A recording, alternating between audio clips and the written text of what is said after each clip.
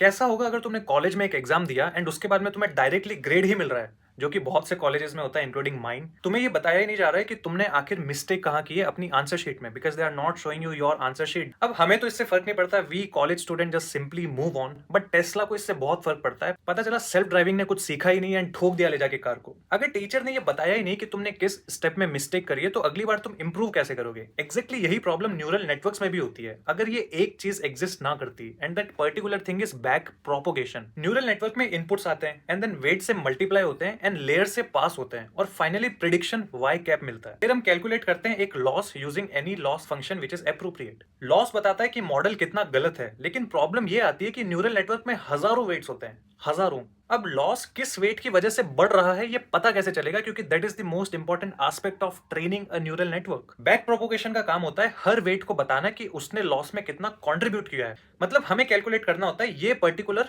Horrible thing. इस horrible thing को ही बोलते हैं हम partial derivative of loss with respect to wait.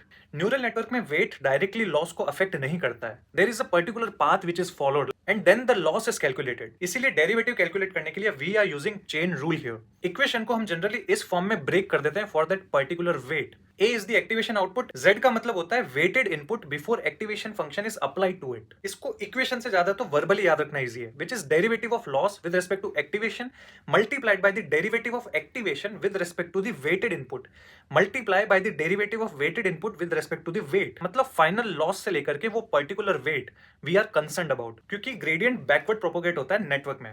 और फिर वेट को सिंपली तुम अपडेट कर सकते हो, बिकॉज तुम्हें ये डेरिवेटिव पता है, तो you can use that update equation simply to update that particular weight। That's all. Bye bye.